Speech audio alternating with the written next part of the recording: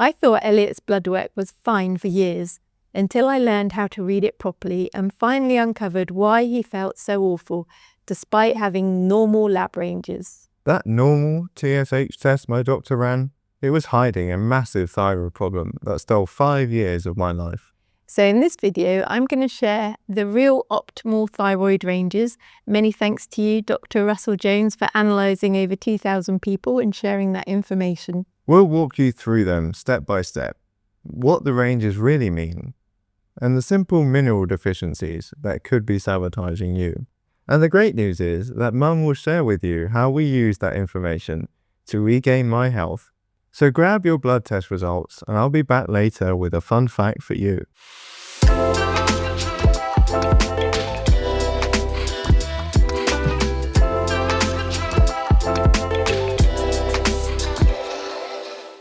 I'm Becky, and for years my son Elliot suffered while doctors kept repeating that his lab ranges were fine, until we discovered the shocking truth that a lab normal and the body's optimal are not the same thing. So today I'll show you exactly how to decode your blood tests using optimal thyroid ranges that's based on research of over 2,000 people by the biochemist Dr. Greg Russell Jones. And you'll learn why your normal TSH could be hiding a disaster. We'll look at the 3 critical tests that doctors often skip, and how iodine and selenium deficiencies can sabotage your health and what you can do about it. And don't miss the shocking story about my mum's thyroid misdiagnosis and how just one mineral swapped my mum from being hyper to hypo, and her lab results completely shocked her doctor. So let's dive in, because your health can't wait.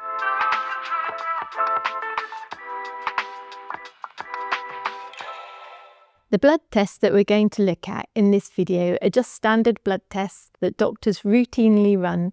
You're entitled to see your own blood test results, and the doctor can give you a printout of them, or often you can now look at them on an NHS app.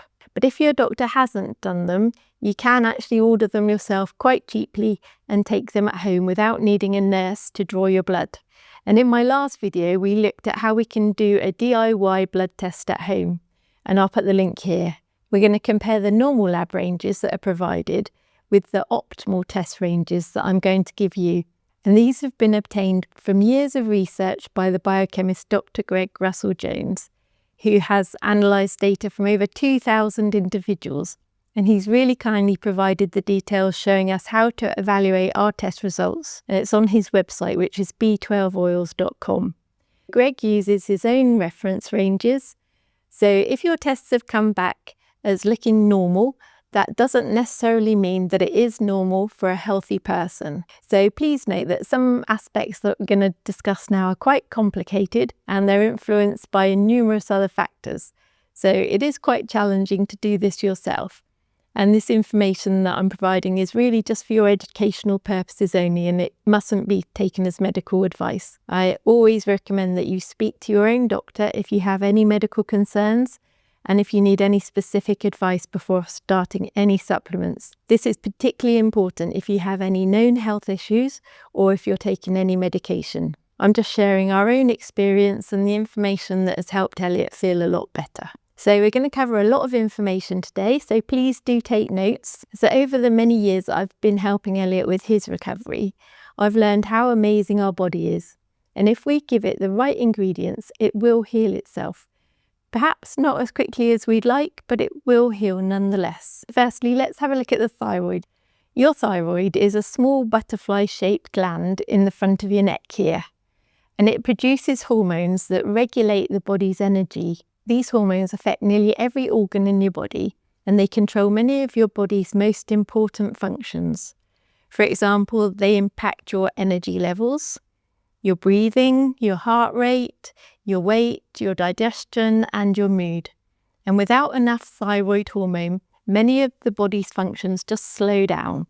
And this is because without thyroid hormones, you can't activate many of the vitamins that are essential for your life. So if your doctor told you that they checked your thyroid and that it's normal, the chances are, if you're looking at your results right now, you're only going to see one thyroid test, and that will be listed as TSH. TSH levels are important, but they just don't show the full picture of how your thyroid is working. So I'm going to talk you through all of the thyroid tests and what they mean and how you can improve your levels.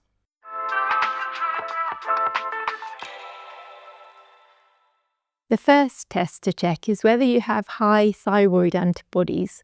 I haven't seen this test performed very often on the NHS, but it really is worth checking. The test measures your TPO antibodies, and this is a protein that's inside our thyroid gland that our immune system can bind to and then attack.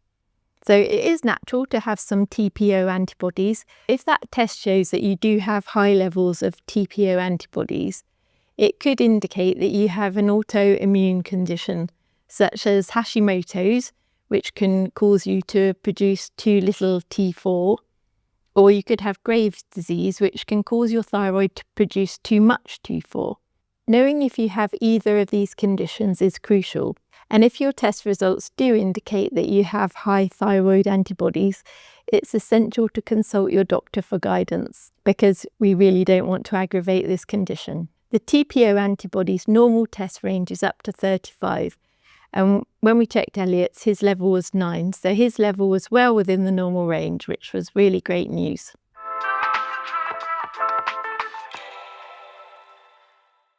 The next test we're going to look at is TSH, and that stands for thyroid stimulating hormone. And TSH is actually a brain chemical that's produced in a part of the brain called the pituitary gland.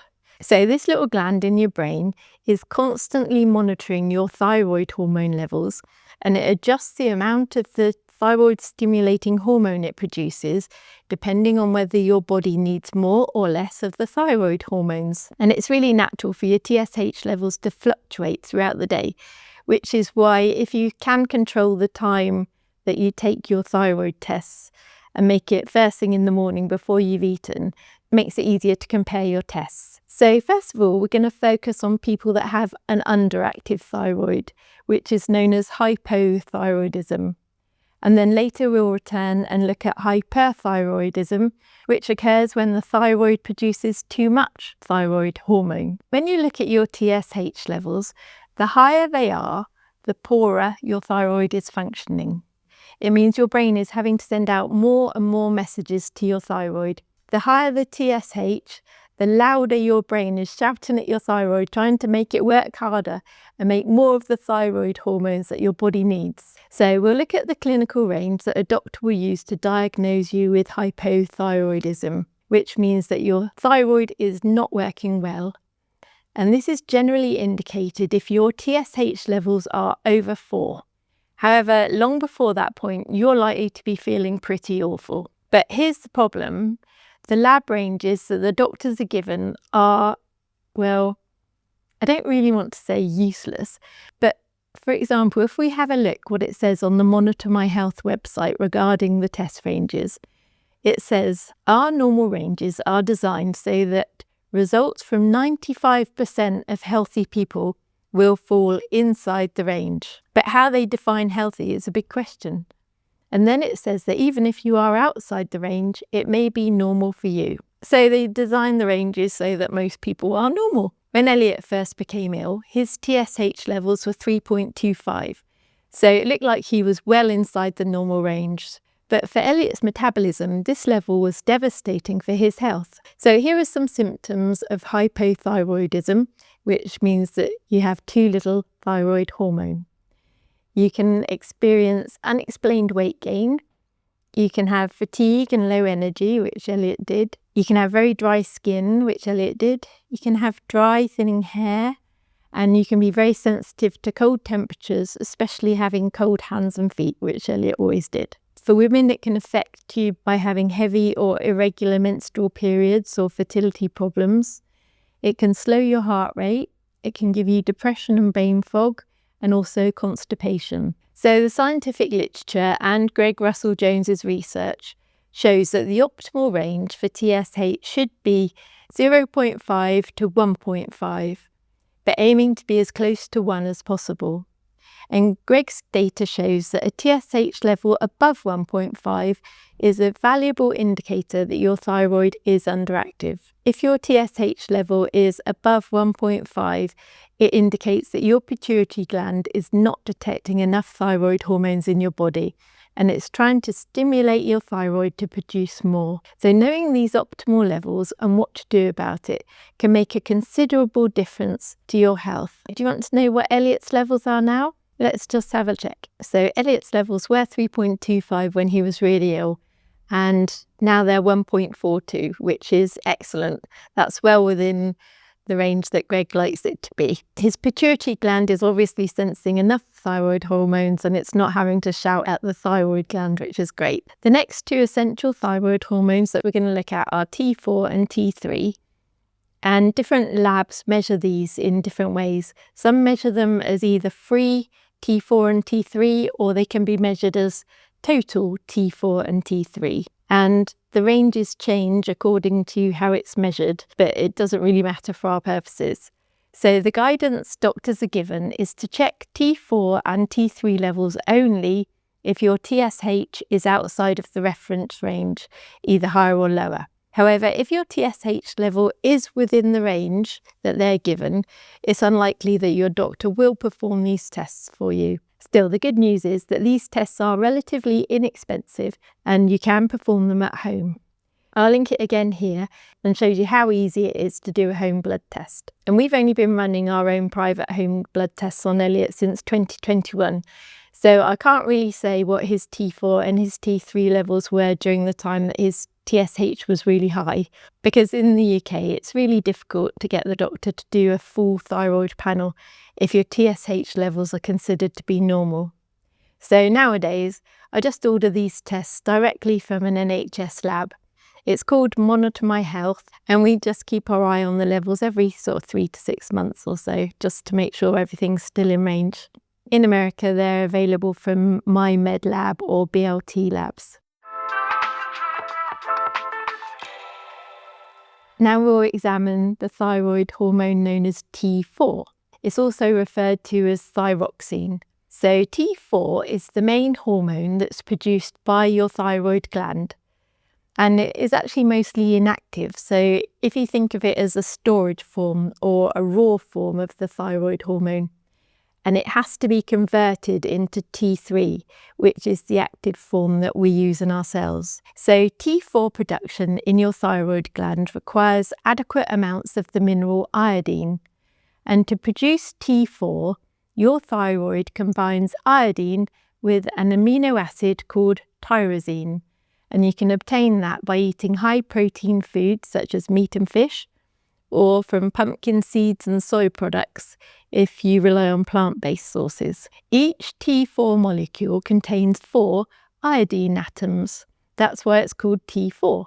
So without sufficient dietary iodine, your thyroid cannot produce enough T4, and that can lead to hypothyroidism, which is why getting iodine in your diet is a crucial factor for your thyroid health, as when your body doesn't have enough iodine, T4 production decreases, causing your pituitary gland to increase the TSH production to try and stimulate more T4 production.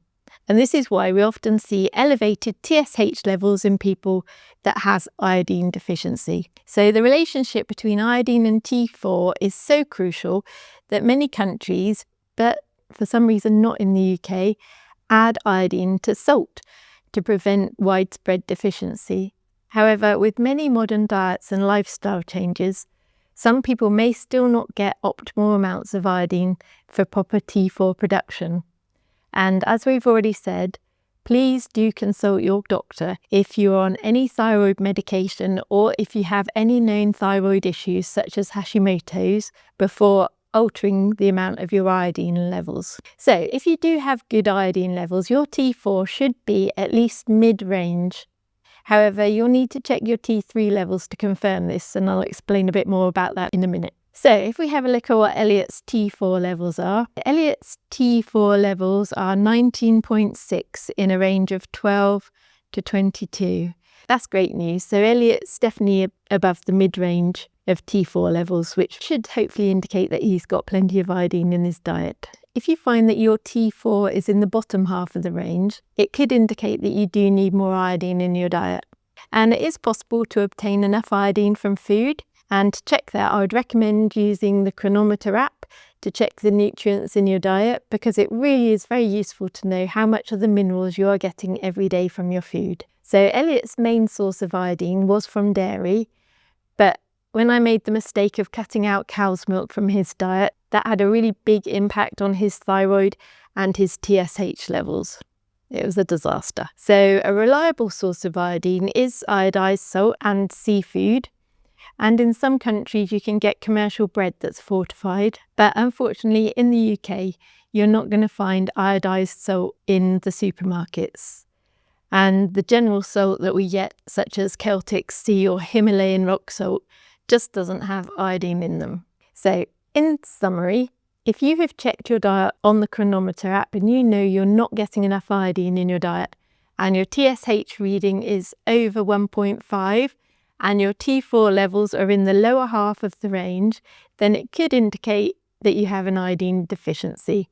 And Dr. Greg Russell Jones advises that if you can't get iodine from your diet, then you should supplement it in the form of either sodium or potassium iodide.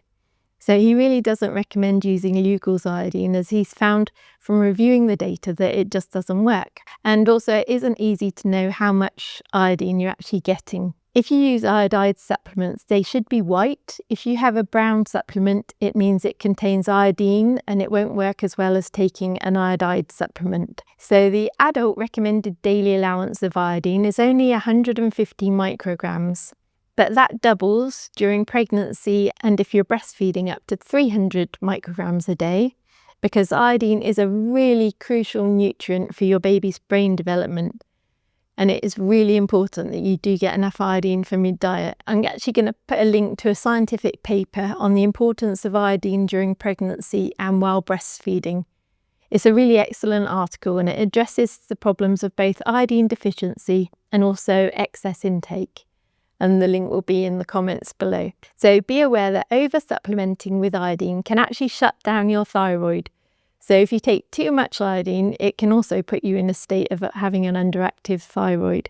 So please exercise caution with some protocols that recommend taking iodine in significantly higher amounts, or using supplements such as kelp, which contains very high amounts of iodine, because these things can actually make your thyroid worse.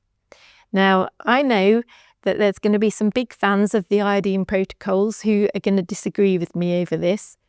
But the scientific paper that I just linked to, along with some terrible experience of people that I know who have been on these high-dose protocols, demonstrate to me that caution should be exercised. The recommended daily amounts of minerals really should be adhered to unless you have a very good reason not to. Now, there are also other vitamins and minerals that are needed to produce T4. Therefore, if you're getting enough iodine in your diet, and your T4 levels are still really low, it could indicate that you have iron deficiency, because iron is also really important for this step. We're going to look into the optimal ranges for iron deficiency as well, because that's another big problem with test ranges, and we'll come back to that one. But there are also other vitamins that your thyroid needs to make T4, and that's vitamin C and vitamins B2 and B3. So eating a well-balanced and nutritionally dense diet is crucial for your thyroid health. Another really important point I need to make here is that when you do stimulate your thyroid by providing it with the necessary iodine, it can then activate a whole range of other processes in your body that haven't been functioning correctly, which in some people can cause severe reactions that require very careful management. And in Elliot's case, because he'd been deficient in the mineral iodine for such a long time, he had to start really slowly and build up in minute amounts.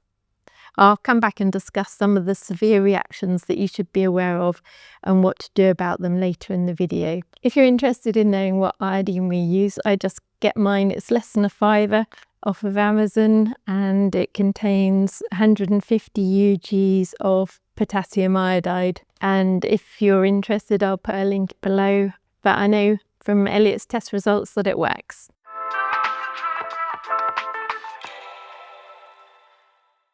Now, the next test we're going to look at is T3. And again, that's measured as either free T3 or total T3. So the question is, what is T3? This really is the critical thyroid hormone that affects every cell in your body.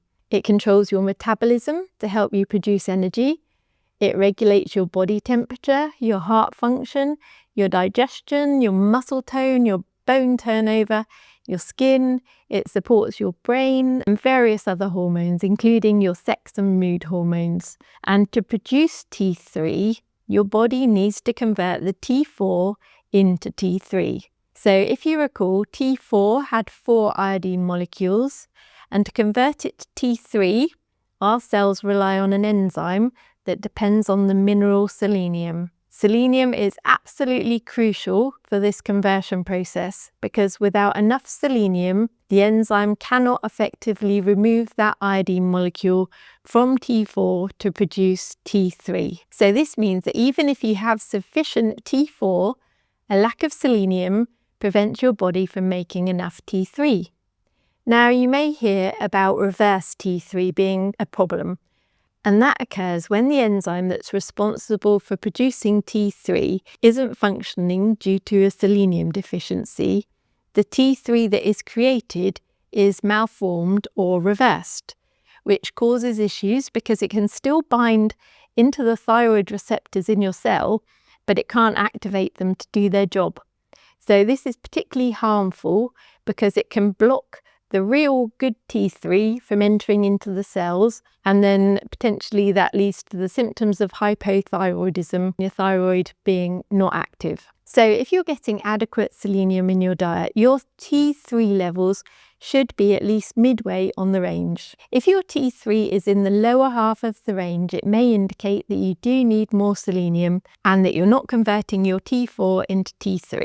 So let's examine how we can enhance our selenium intake. Natural sources of selenium are found in seafood such as sardines and in dairy products, which are really the best sources apart from liver, which is an excellent source of selenium. Now, apparently they give selenium to cows to increase the milk production, so cheeses are a good source of selenium. Now, most people will think of a Brazil nut as being a good source of selenium, but Dr. Greg Russell-Jones says that in functional B2 and B12 deficiency, the form of selenium that is found in Brazil nuts is called selenomethionine. It just won't work. Also, organic foods such as organic milk or gluten-free foods are often low in selenium. Also, many areas of the world, including the UK, a lot of Europe, New Zealand, a lot of Australia, and many states in America have selenium-depleted soils. So therefore, if you depend on grains or vegetables that are grown in these areas for selenium,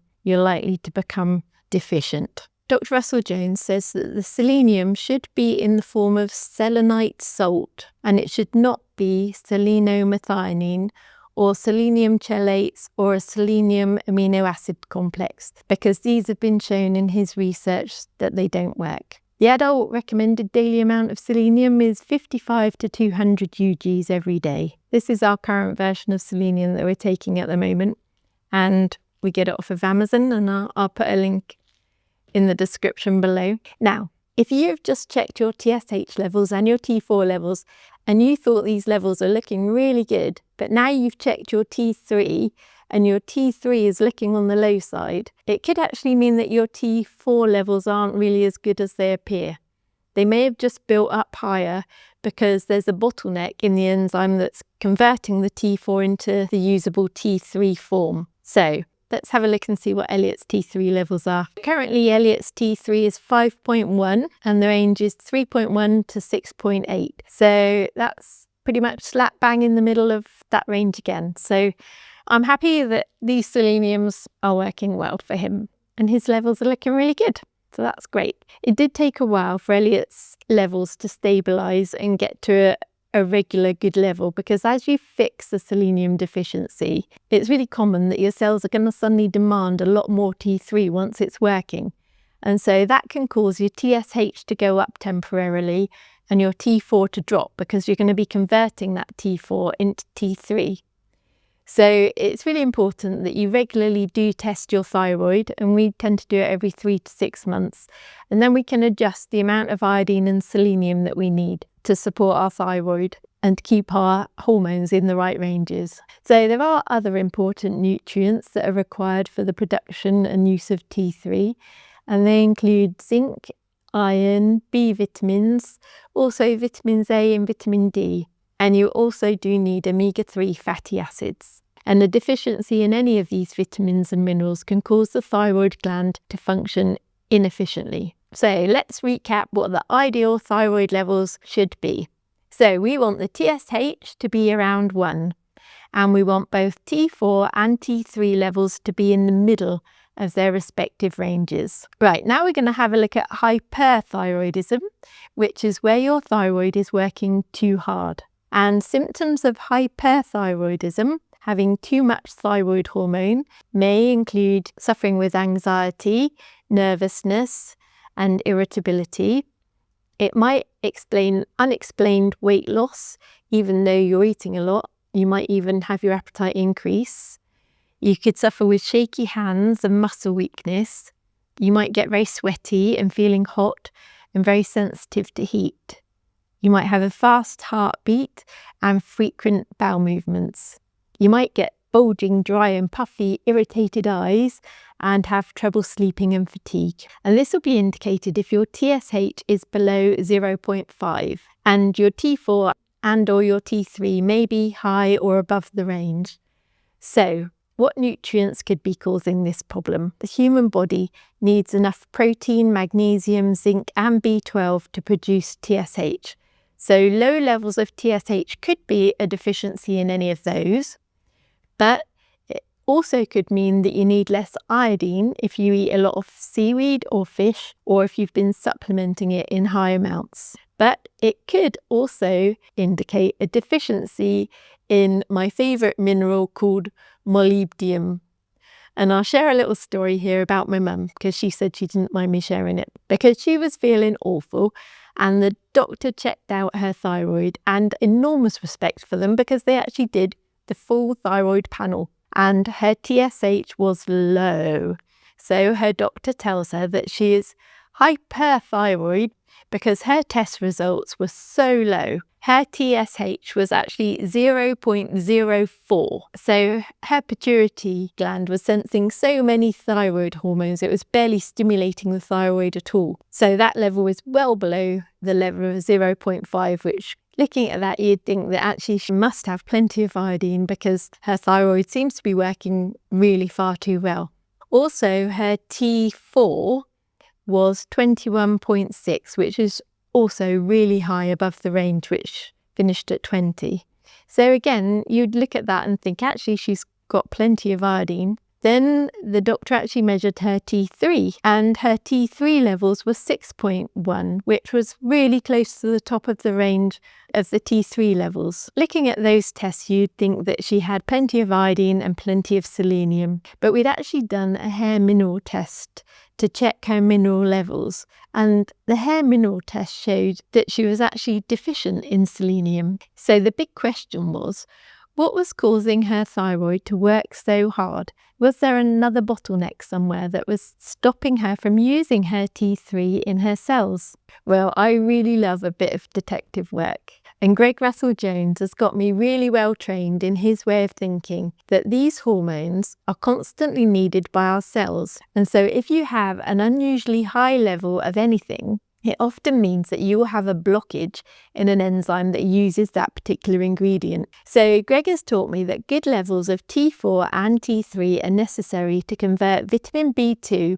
into one of the active forms that our cells use, which is called FMN. However, the other very important active form of B2 is called SAD, and this conversion requires a mineral called molybdenum. So I looked at Mum's hair test and her molybdenum levels, and she just didn't have any. She was really deficient. Now, unfortunately, this hair test isn't available on the NHS, but I've found it over the years to be a really reliable test, and I would highly recommend using it to check on your mineral levels. And at some point in the future, I'll try and create a video on how to analyse hair test results. But if you do want a hair mineral test, I can put a link below because I'm able to help you order one. So Mum started supplementing with just 150 micrograms of molybdenum and 150 micrograms of selenite. And when her doctors rechecked her thyroid labs a couple of months later, they just couldn't believe what they saw. They were sure that the labs must have been mixed up because her results were just so completely different. Her TSH, which had been 0.04, had suddenly shot up to 7.61, and her T4, which had been over the range high at 21.6, was now 7.8, which was below the range. So these two tests confirm that she did indeed require iodine after all. They didn't measure her T3 at that time, which was a shame. So you can see that even if you do have the full thyroid panel, you don't necessarily get all the information that you need to see the whole picture. By supplementing just a really tiny amount of that missing nutrient and unlocking that blocked enzyme that was molybdenum dependent, Mum swapped from looking as though her thyroid was working far too hard, making her hyperthyroid, to showing her actual situation, which was that she was actually hypothyroid. So Mum could have been given treatment that may have caused her permanent damage or may have been prescribed lifelong medication that she just didn't need because her thyroid wasn't functioning correctly due to a nutritional deficiency. So now Mum takes her iodine, her selenite and her molybdenum every day, and it keeps her thyroid functioning well. So the adult recommended daily amount of molybdenum is 45 micrograms, and it's found in beans and oats and animal liver. And it's actually an essential mineral to make legumes and beans grow.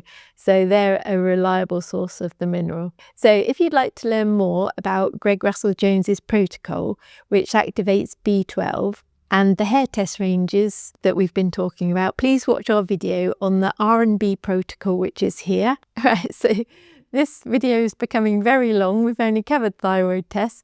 I was planning to cover the optimal test ranges for iron, B12 and vitamin D, but the video has become incredibly long already. And I still need to tell you about some of the reactions that might occur once you start activating your thyroid. So I'm going to have to do a part 2, and that will be coming along soon at some point. So please do subscribe and hit the notification bell, and then when part 2 comes out, you'll know. So let's just have a look at the side effects and any significant startup reactions that I mentioned at the beginning and what can be done about them.